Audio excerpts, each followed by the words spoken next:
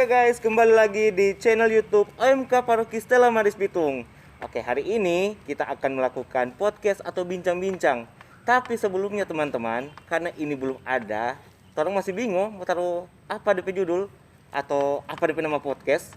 Ya udah, silakan ngoni komen di bawah for nama podcast yang cocok untuk channel YouTube OMK Paroki Stella Maris Bitung. Oke, jadi hari ini kita mendatangi tamu dari frater pastoral kita, dan silakan memperkenalkan diri, frater. Oke, terima kasih atas kesempatan yang diberikan.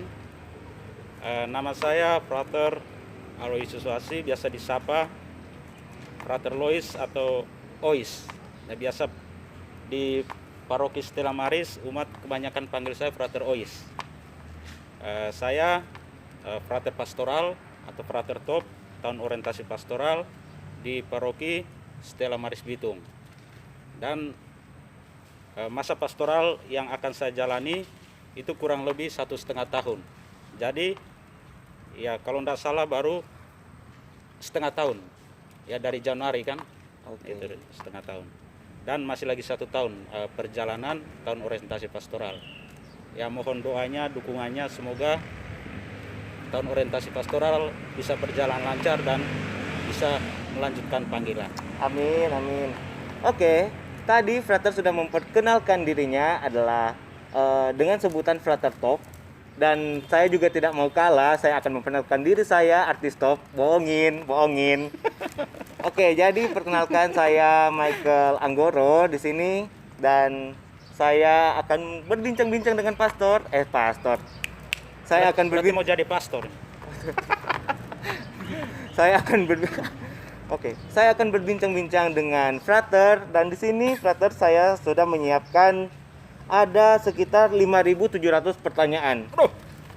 Banyak sekali. Enggak. Cuma Ini 1 ada minggu sekitar baru selesai ini. Iya sih, ini semua hujan lagi. Oke, kita langsung ke pertanyaan yang pertama. Frater, apa sih yang menjadi motivasi atau dorongan yang frater dapatkan sehingga membuat frater semakin mantap untuk menjalani hidup selibat seperti sekarang? Ya, ini pertanyaan menyangkut motivasi panggilan mungkin. Ya. Iya, Motivasi panggilan untuk menjadi seorang calon imam. Ya memang dari kecil saya itu tidak ada motivasi untuk menjadi seorang frater atau seorang calon imam. Ya kan ada teman-teman yang biasa sharing panggilan, tanya tentang motivasi, biasanya bilang, oh sejak kecil ada yang lihat sosok seorang imam menggunakan busana misa, atau karena ada yang bilang kalau jadi pastor itu disayang umat, jadi pastor juga itu pokoknya ya enak begitu. oke. Tetapi ya saya sendiri tidak punya motivasi seperti itu dari kecil. Mhm. Nah, motivasi saya muncul atau ya benih panggilan saya muncul itu ketika saya berada di Sulawesi Tengah.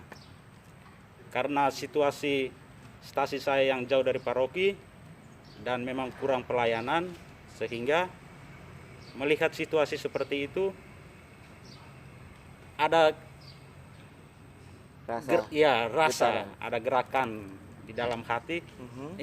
Siapa tahu saya bisa. Ya. Oke. Karena konteksnya saat itu saya sudah tamat SMA dan sempat di luar kurang lebih 3 tahun. Oh, Jadi memang pemikiran saya waktu itu cuman ingin kerja, mhm. menghasilkan uang dan bisa membantu orang tua itu. Tetapi entah kenapa dalam situasi seperti itu saya merasa ada panggilan untuk menjadi seorang calon imam, dan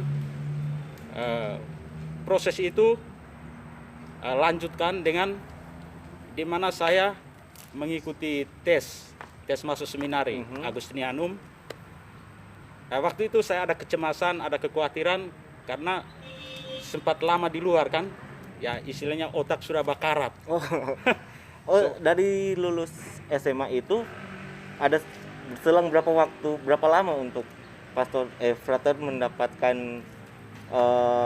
sehingga terpanggil? Ya seperti yang saya bilang tadi, tamat SMA itu saya 3 tahun di luar, kurang lebih 3 tahun, sehingga saya pernah bekerja, pernah juga jadi anggota OMK, pernah juga jadi ketua OMK. Jadi punya pengalaman seperti yang teman-teman rasakan. Dan ketika saya ya datang dari kampung ya, dari Flores ke Sulawesi Tengah, dan melihat situasi stasi di mana memang ya mungkin 1 bulan itu 1 kali misa. Jadi pastor Pigi 1 bulan, itu 1 ya, kali 1 misa? kali misa kalau tidak salah. Sedangkan banyak waktu itu ketua stasi atau seksi liturgi yang pimpin kan di stasi. Nah dari situ muncul keinginan saya untuk saya coba untuk masuk seminari. Dan kebetulan waktu itu Seminari Agustinianum sementara mencari calon-calon imam, yaitu dengan mengirim surat ke setiap paroki, dan informasi itu sampai di stasi. Sehingga waktu itu saya mendaftarkan diri dan mengikuti tes. Ya seperti yang saya bilang tadi, ada keraguan, ada kecemasan. Ya karena tes masuk seminari kan ya yang saya rasakan itu agak sedikit sulit juga kan. Apalagi sempat di luar kan, isinya bahasa Inggrisnya, terus agamanya, sedangkan saya sendiri belum terlalu memahami tentang ajaran iman Katolik itu sendiri. Namun waktu itu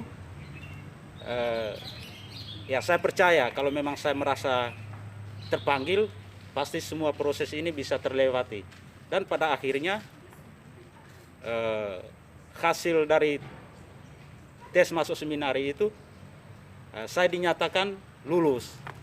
Sehingga waktu itu saya dari Sulawesi Tengah diantar oleh seorang pastor, kalau tidak salah Pastor Juven Obosan, itu antar saya ke Seminari Agustinianum. Nah, dari situ saya mulai menjalani panggilan. Ya sampai sekarang sudah menyelesaikan ya skripsi kan, menyelesaikan skripsi, karena itu adalah salah satu syarat frater pastoral. Jadi harus menyelesaikan skripsi S1. Walaupun belum wisuda. Rencananya bulan depan wisuda, tetapi ya situasi seperti ini kan itu yang semua menjadi tertunda. Ya tertunda. Iya. Ini. Jadi seperti itu. Dari itu kan tadi dari dalam diri frater sendiri, bagaimana dengan lingkungan dari frater? Apakah lingkungan dari frater itu yang bisa dikatakan dari keluarga yang religius atau lingkungan yang dekat dengan semua yang religius? Kalau dari lingkungan ya, khususnya lingkungan keluarga, ya saya mau bilang memang orang tua saya, ya papa mama saya, itu ada satu kebiasaan di keluarga di mana setiap malam sebelum istirahat, sebelum tidur, itu selalu ada doa keluarga, dan itu sampai sekarang, ya. Tetapi waktu itu motivasi saya untuk menjalani panggilan sama sekali tidak ada, ya. Dan keluarga sendiri, ya, keluarga sendiri tidak mengetahui kalau saya punya niat untuk masuk seminari, karena ya saya kan laki-laki cuma satu kan, ya, sedangkan kakak adik saya kan perempuan. Berapa bersaudara frater? 4 bersaudara. Jadi 4 bersaudara. Ya 4 bersaudara. Jadi motivasi waktu itu memang sama sekali tidak ada. Dan pada akhirnya ketika ya merantau lah, nah, di stasi itu yang boleh dikatakan tumbuhnya panggilan saya, mungkin seperti itu. Oh, ya berarti memang di lingkungan keluarga itu ada, tapi yang maksudnya gimana ya? Jadi begini frater, kira-kira kan waktu ini frater bilang frater 4 bersaudara. 4 bersaudara, frater anak laki-laki sendiri. Terus pas sudah terpanggil kan, untuk yang dunia sekarang yang dihadapi, orang yang merasa terpanggil itu kadang merasa berat karena dari lingkungan keluarga ada yang tidak setuju atau bahkan mengharapkan karena anak laki-laki satu-satunya, jadi mengharapkan ada keturunan yang membawa nama keluarga seperti itu. Melanjutkan keturunan. Iya. Bagaimana itu menurut Pak?